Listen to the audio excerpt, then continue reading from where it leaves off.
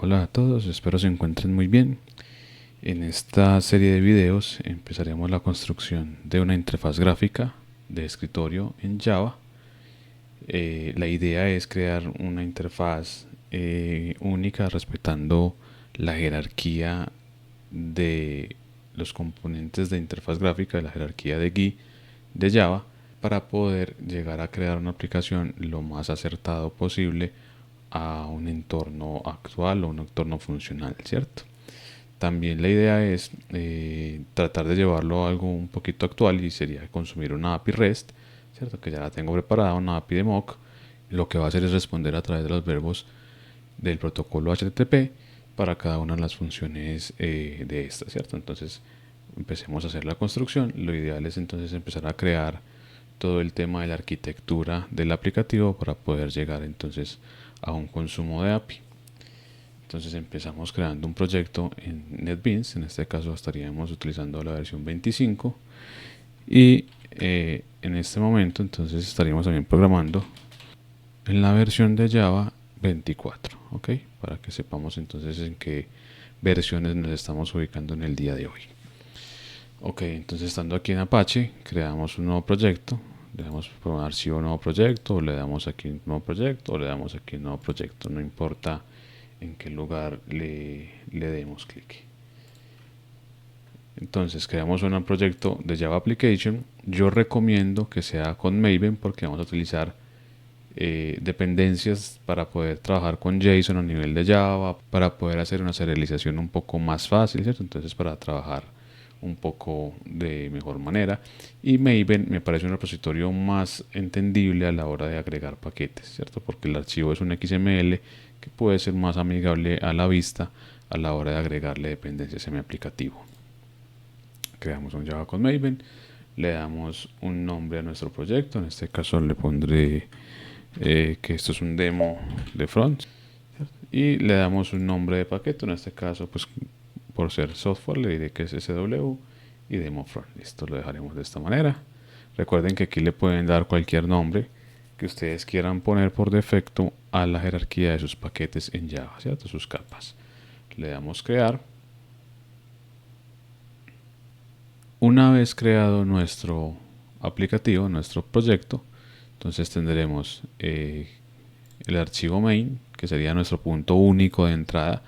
Recuerden que lo ideal y lo que recomienda la JVM es que nuestra aplicación solo posea un método main, que será el punto de entrada para toda la ejecución del código de nuestro aplicativo, solamente un método main.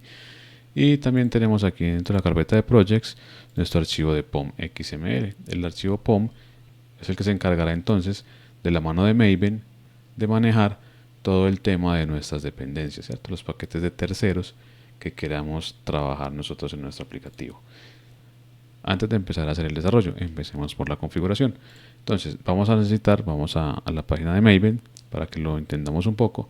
Vamos a necesitar un paquete para poder trabajar con JSON a nivel de Java y que esos JSON los podamos mapear o convertir fácilmente a objetos de Java. Vamos aquí a Google Chrome, buscamos Maven Repository, vamos aquí a la primera opción de Maven, ¿cierto? mavenrepository.com, y aquí estamos en el repositorio de MVN o de Maven.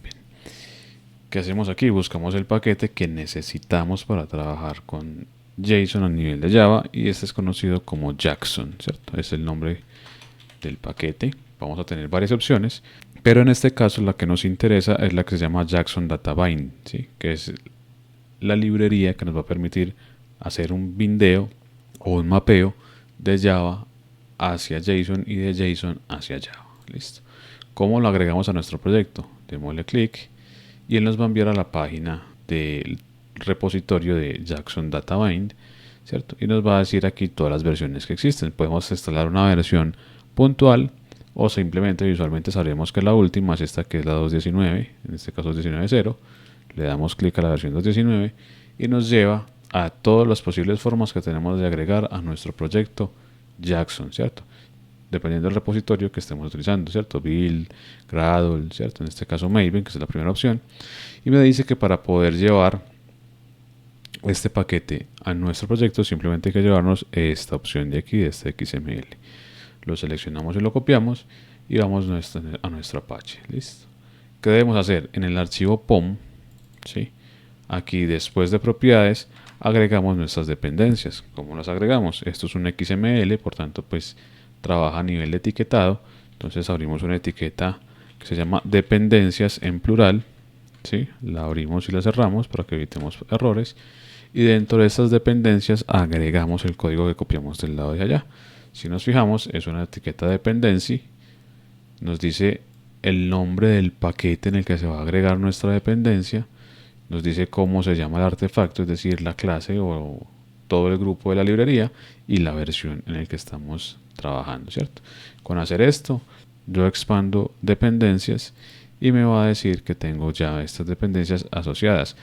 Con asociar el databine tenemos que asociar el core, el annotations y el databine, ¿sí? Entonces ya con esto tenemos asociada esa dependencia y la podemos usar dentro de nuestro código.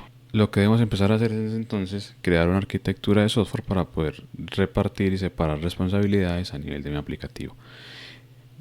Por recomendación es ideal o es recomendable empezar desde la capa más interna hacia la más externa, ¿cierto? Entonces en este orden de ideas, la capa más externa va a ser la interfaz gráfica, ¿cierto? Y la más interna va a ser la encargada de ir al servicio, ¿cierto? De ir a la API, porque no tendremos base de datos directamente en nuestra GUI, en esta interfaz gráfica, sino que será a través de un servicio que consume una API, ¿cierto? Entonces, ¿qué API vamos a consumir? Enseguida la vemos, que va a ser una API REST normal, pero entonces empecemos de ahí en adelante. Como bien sabemos, una API REST y cualquiera que esté basada en el protocolo HTTP va a trabajar con una serie de verbos. En este caso, para cada operación se define un verbo y esta responderá con una serie de códigos HTTP. ¿Listo? Entonces creemos una capa encargada de eso. ¿Cómo la creamos? Aquí ubicados dentro de las capas de mi paquete, le digo que voy a crear un nuevo paquete y lo ideal es que quede con la misma denominación que tenemos aquí, ¿cierto? Entonces cw punto y ya el nombre de nuestro paquete. Entonces será la capa encargada de conectarse con la API. Se suele llamar la capa de servicios, ¿cierto? Entonces vamos aquí, creamos mi capa de servicios, vemos que aquí está y entonces dentro de esta creamos un objeto, una clase encargada de hacer ese puente, esa conexión entre mi interfaz gráfica y la API, ¿cierto? Entonces creamos una Java Class dentro de este paquete y la llamamos, sabemos que el protocolo que voy a utilizar es HTTP, entonces para tener un poco de nombre diciente podemos decir HTTP Service, ¿ok? Creamos el HTTP Service, una clase normal y ya empezamos a trabajar entonces mi aplicativo. ¿Qué necesitamos para trabajar esto? Entonces necesitamos como atributo de mi clase, ¿cierto? No, un cliente HTTP porque estamos en una arquitectura cliente-servidor. Entonces le decimos HTTP Client, lo importamos, ¿sí? Ven aquí que viene desde JavaNet y le damos un nombre a la variable, cliente. Creamos también el objeto de Jackson que nos va a permitir leer el JSON, convertirlo en un objeto y de viceversa, leer el objeto y convertirlo en un JSON, ¿cierto? Ese tipo de funciones se conocen como mapeadores, es decir, son clases que se encargan de mapear, de convertir un tipo de dato a otro, ¿cierto? Mapearlo. Entonces creamos eso y esa clase es desde el tipo Object Mapper. El Object Mapper hace parte de Jackson, ¿sí? Aquí me dice que es de Jackson, importamos Jackson Open Mapper y le damos un nombre a la variable, ¿cierto? Mapper. Y para que nos quede fácil, pues creemos a nivel global una variable que va a tener la raíz de mi API. ¿Dónde estará mi API? En el caso mío, vamos aquí al navegador y vamos a ver que yo tengo preparada una API en localhost, ¿cierto? Barra API usuarios, tengo mi get y vemos que me responde un JSON, ¿sí? Entonces la raíz de mi aplicativo en este caso sería localhost barra API, ¿cierto? Entonces creamos aquí una variable final y le ponemos API URL, la base, y le decimos que es esta hasta API, ¿sí? O para tenerlo ahí a la mano y tener que esta es la raíz de mi API. De aquí en adelante se empiezan a llamar los dos más métodos. Perfecto. Seguido de esto, entonces creamos un constructor para poder inicializar los valores, ¿cierto? Recuerden que la función principal de un constructor es inicializar valores. Entonces, http service.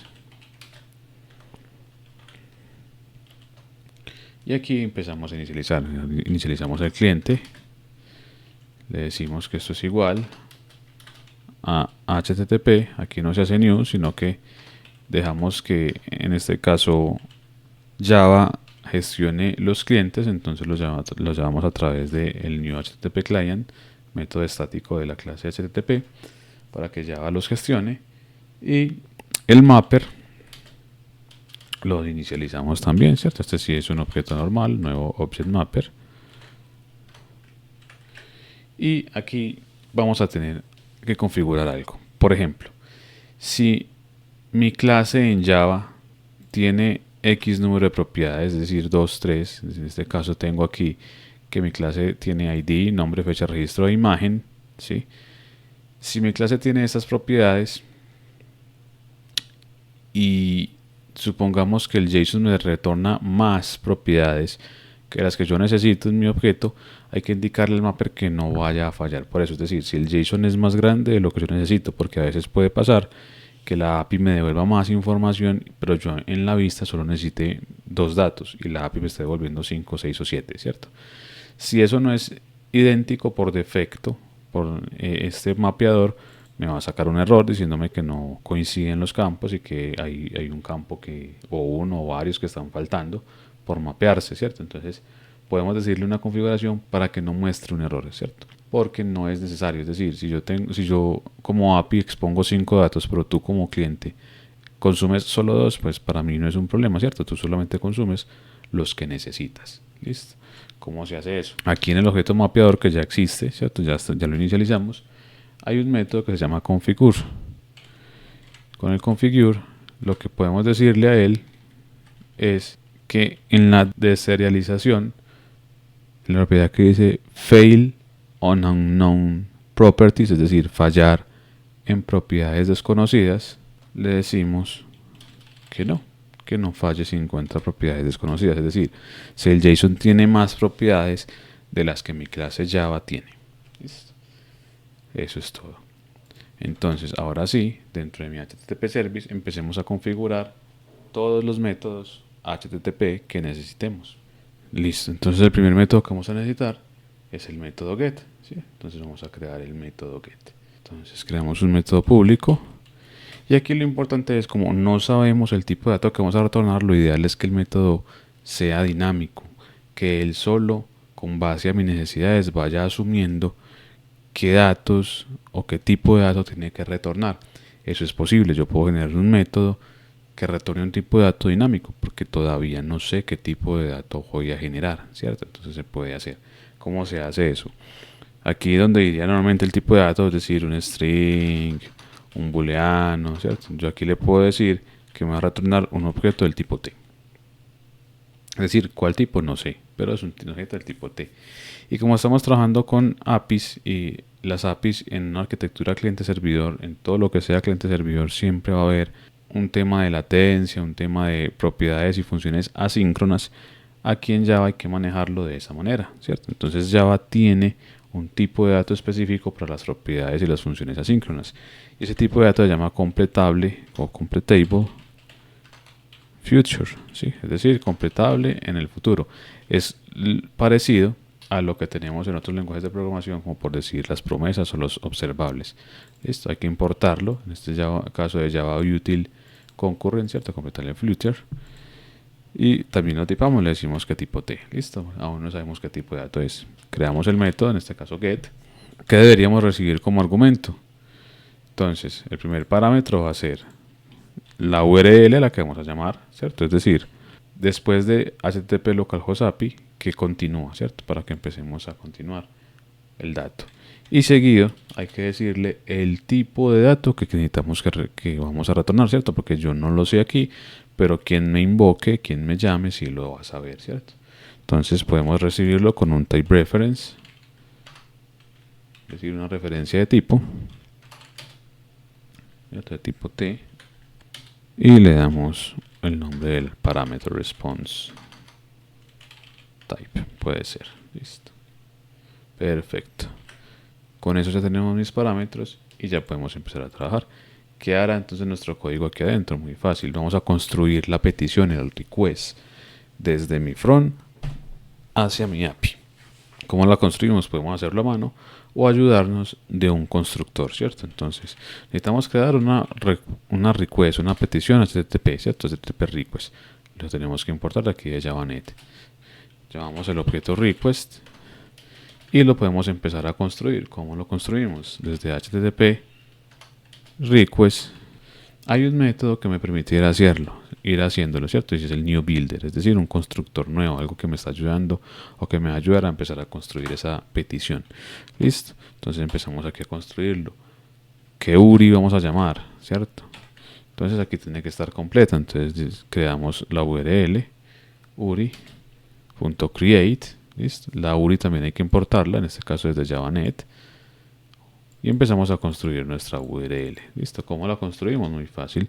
Utilizamos la base, que es donde empieza la URL, API URL base, y le empezamos a concatenar lo que me llegue como parámetro, ¿cierto? La URL para que sea dinámico de esta manera. Luego, ¿qué más continúa? Le indicamos qué verbo vamos a utilizar, ¿cierto? En este caso sería el verbo get, y por ahora no necesitamos decirle más nada, entonces le decimos que ya terminamos de configurarlo, entonces le decimos que lo construya, ¿cierto? Build. Después de construirlo, ahora sí, ya tenemos nuestra request, podemos hacerla, ¿cierto? Podemos lanzar la petición. Entonces le decimos que vamos a retornar lo que la petición devuelva, ¿cierto? Entonces, ¿cómo no hacemos una petición? En este caso sí necesitamos utilizar entonces el cliente HTTP, que es el encargado ya de abrir esa conexión entre mi aplicación y ese back, ¿cierto?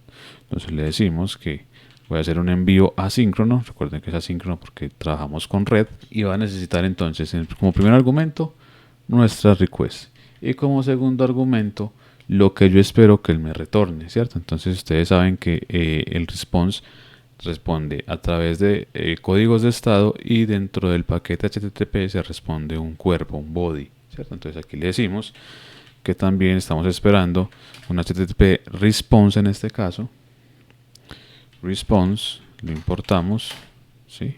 Miren que se importa aquí desde JavaNet, y le decimos que estamos esperando un manejador de cuerpos, un body handler, es decir, el body se queda retener y que me lo devuelva como un string, ¿cierto? Necesitamos que sea un string. Después de recibir la respuesta, le decimos que vamos a aplicar una transformación, ¿cierto? De apply. Es decir, una vez ya tenga esa respuesta en formato cadena, que va a ser ese JSON, voy a aplicarle una transformación, o sea, voy a trabajar con él, listo. Y aquí empezamos a trabajar con funciones lambda. Como funciones lambda, vengo aquí, creo una variable cualquiera, entonces response puede ser, le digo, una función lambda o función flecha, abro y cierro llaves, y aquí adentro puedo empezar a trabajar con él, listo. ¿Qué le voy a decir? Entonces, voy a crear una variable de tipo cadena, response body, pues para guardar ahí esa respuesta de la petición.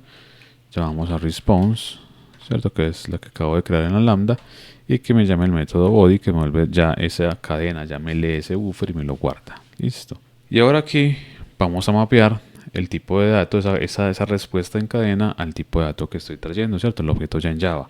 Como aquí pueden ocurrir muchos errores porque no sabemos qué puede salir mal, entonces lo ideal es crear un try catch para que el código quede bien soportado a nivel de red, ya que simplemente le decimos que retorne lo que con el objeto de mapper, que es el encargado de mapear, le dice que vamos a leer un valor, read value, y le decimos que la entrada es la respuesta del cuerpo y la salida es ese tipo de dato que yo necesito, response type, ¿sí? Response type, que lo estamos recibiendo aquí como argumento, este de aquí arriba.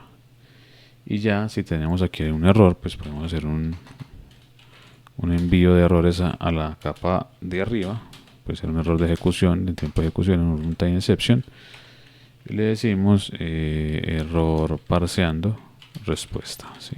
Y le podemos enviar la variable e para que nos llegue hacia arriba, listo. Aquí nos falta el punto y coma, y aquí nos falta nuevamente el punto y coma.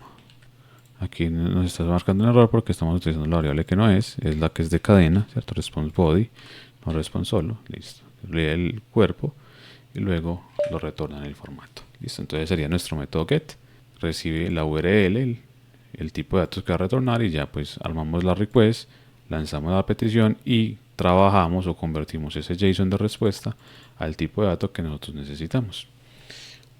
Hasta ahí vamos bien. Vamos a hacerle una sobrecarga a este método. ¿Por qué? Porque podemos a veces tener la necesidad de llamar el response type de otra manera, porque en Java existen varias formas de obtener el tipo de un objeto, ¿cierto? Entonces response type es una forma y hay otra forma que es a través de la clase, ¿cierto? A través del nombre de la clase o el ensamblado de la clase.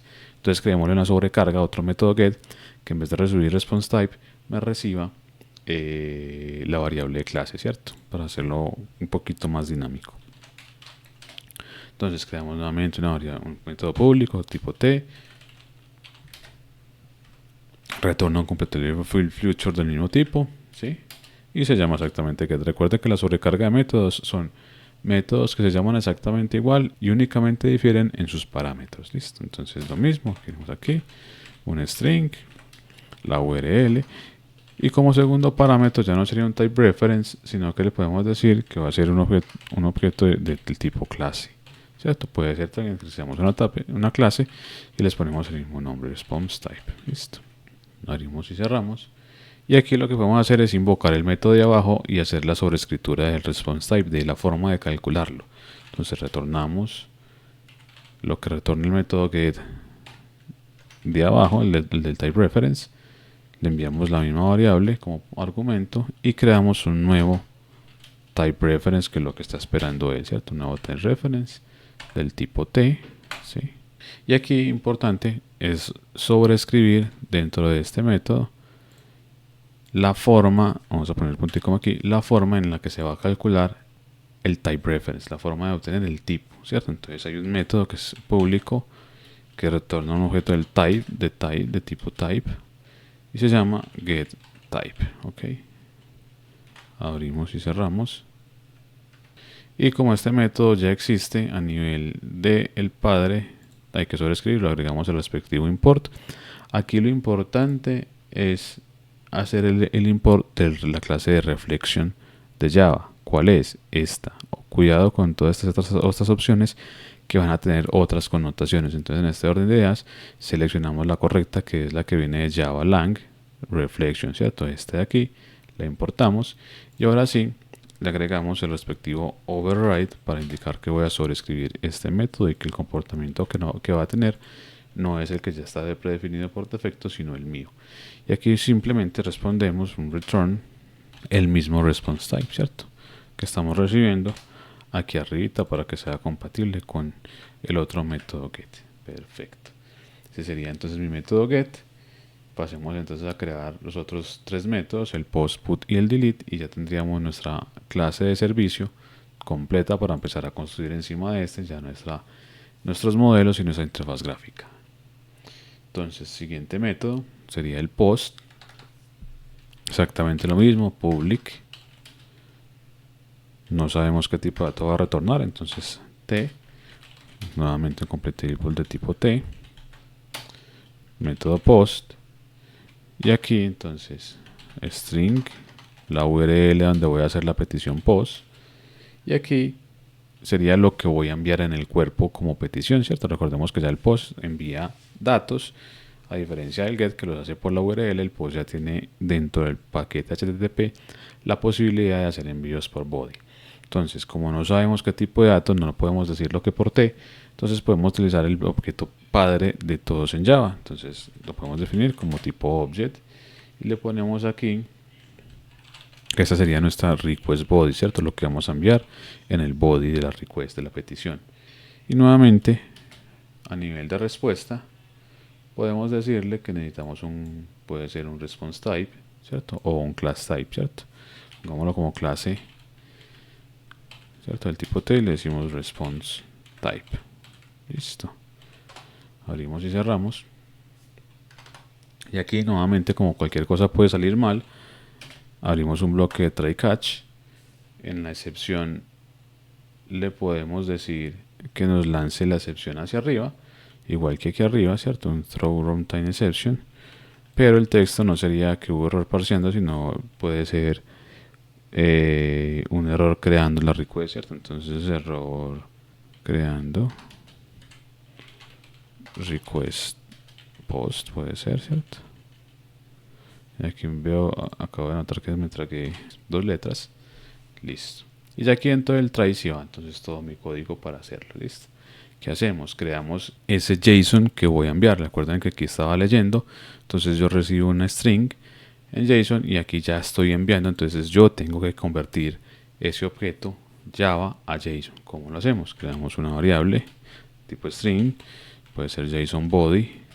Y con el mismo objeto, en este caso mapper, me sirve para las dos cosas. Convertir JSON a Java y Java a JSON, ¿cierto? Entonces el objeto mapper. Y hay un método que se llama write value as string, es decir, escribir un valor como cadena. ¿Sí? Y le enviamos ese objeto completo Java para que él lo convierta, lo serialice en una cadena JSON. Y ya de aquí en adelante sigue lo mismo, creamos nuestras requests, entonces le decimos que es una HTTP request, ¿sí? Request, volvemos a utilizar el builder HTTP de la clase request, ¿cierto? Nuevo builder y empezamos a construirla, ¿cierto? Entonces le decimos la URL a la que vamos a hacer la petición, decimos nueva URI, ¿cierto? Esta parte es exactamente igual, API base, y le concatenamos lo que mandemos a nivel de parámetro. Seguidamente le indicamos el verbo que vamos a utilizar, entonces en este caso ya sería por verbo post, ¿sí?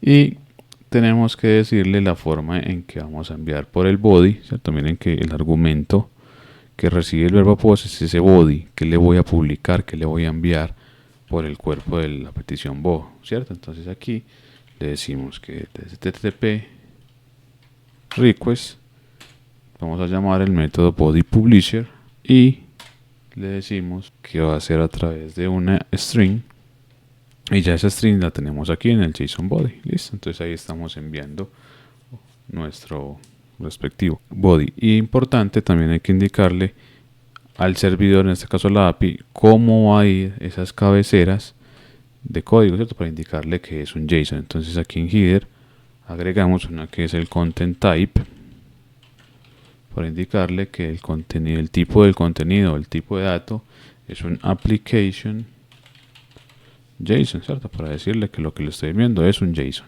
para que la API lo entienda y el protocolo lo sepa, ¿cierto? Y después de esto, ahora sí creamos o construimos nuestra request. ¿Listo? Solamente estamos construyéndolo. Que continúa, listo. Entonces después de continuarla ya sigue exactamente igual que arriba. Después de tener nuestra request completa y armada, la enviamos. Ahora sí la enviamos.